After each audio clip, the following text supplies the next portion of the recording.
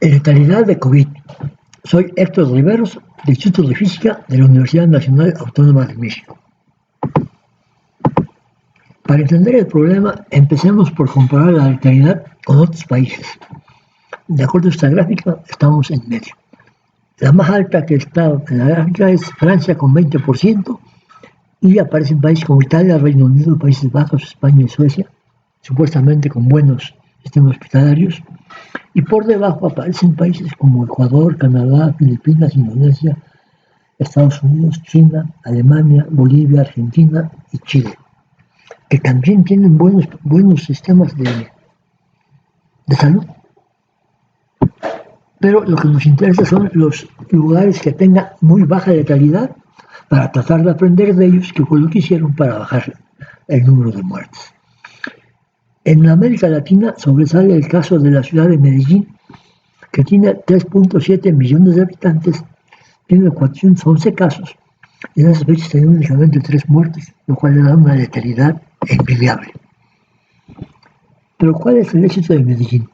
En Medellín se realizan alrededor de 40 pruebas por caso confirmado como positivo, mientras que en otras ciudades capitales como Bogotá hacen menos de 20.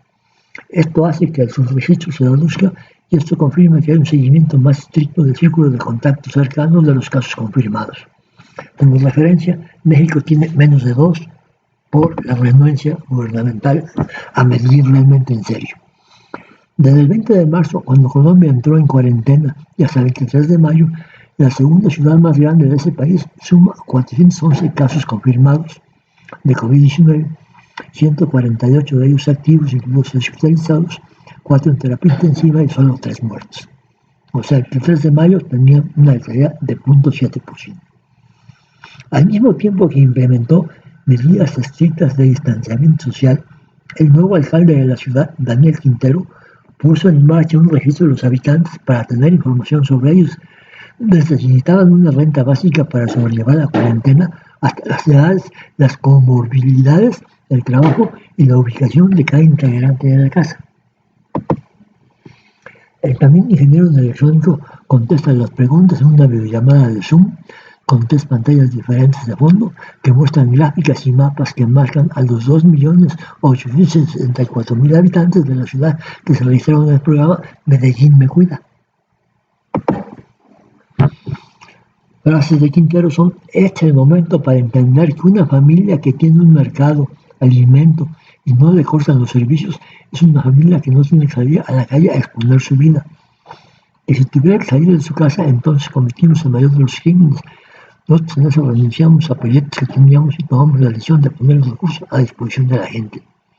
Más bien lo que hay que evitar es que los que contagien salgan de su casa, hay que aislarlos como hizo Medellín. Ahora, esta noticia la pongo más bien para hacer nota que para el 11 de julio ya la situación había crecido, pero aún así, con esta dotación del 11 de julio, el gobierno nacional ya ha entregado 50 respiradores en Medellín, capital de Antioquia, ciudad en la que se han confirmado 4.328 contagios y 41 muertes por coronavirus. Cifras que, sin embargo, son las más bajas entre las ciudades colombianas y una envidia para México, de letalidad 0.95. Ahora, veamos cómo crece la letalidad en el tiempo cuando comienza la epidemia. Sorprendentemente, tanto en Italia como en España, como en México, en Ciudad de México, la letalidad crece con la misma pendiente, tarda como 40 o 45 días en estabilizarse y tener una relación de confirmados a muertos relativamente constante. Medellín aprovechó que jamás creció con ellos la curva y entonces su mortalidad, su letalidad se mantuvo muy baja. Ahora, para entender lo que está pasando necesitamos tener la gráfica de los registrados por cada de los diferentes países. Incluir Italia y España por ser países latinos y porque ellos ya prácticamente ya salieron de la epidemia.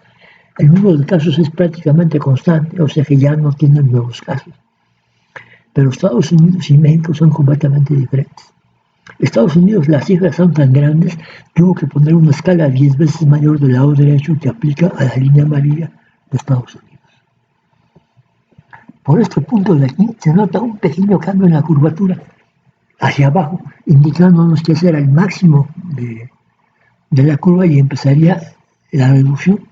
Eso causó que redujeran las movilidades por estas fechas y de aquí para acá se nota un crecimiento asociado al relajamiento de la movilidad, de los controles de movilidad, al revés, el incremento de la movilidad.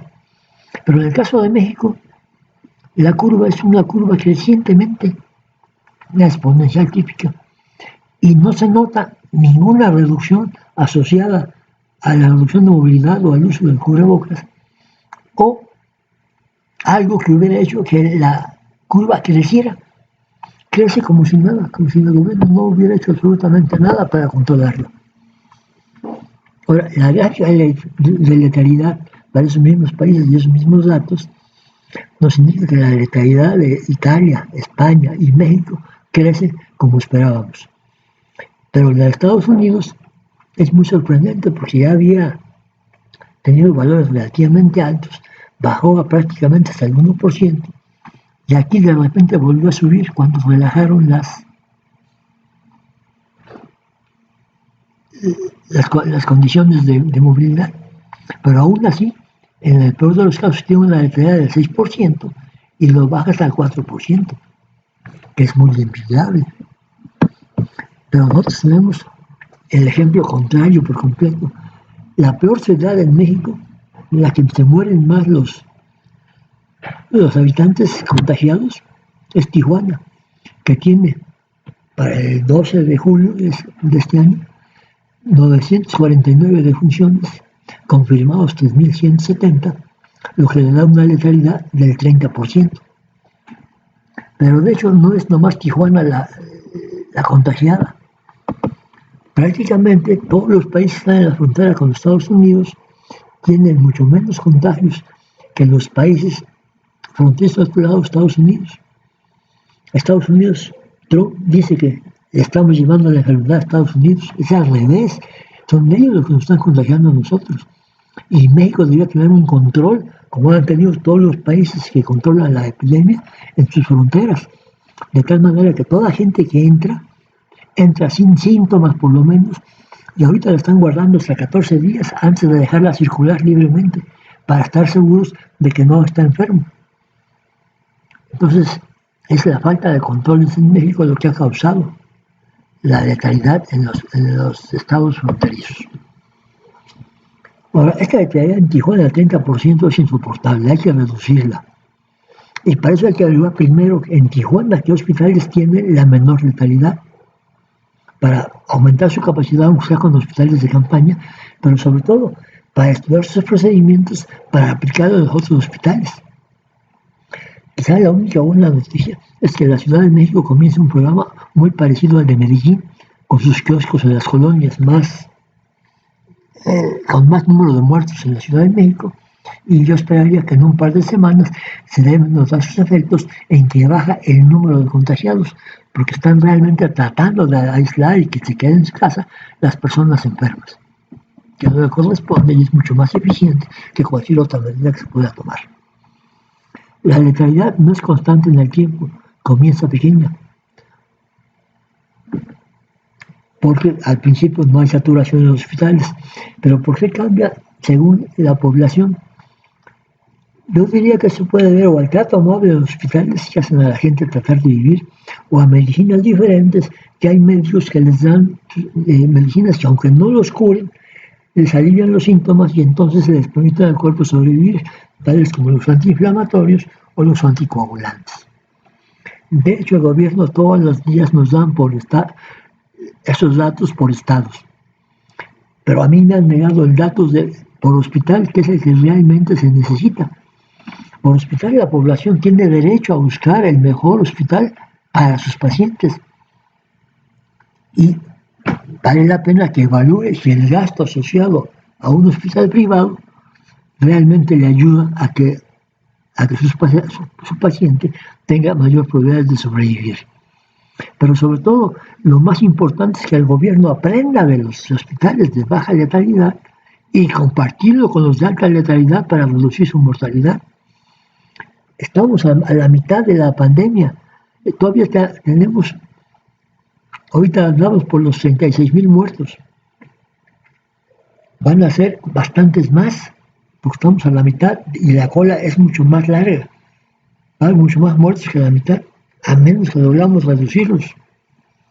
Entonces es urgente reducir la mortalidad. Muchas gracias.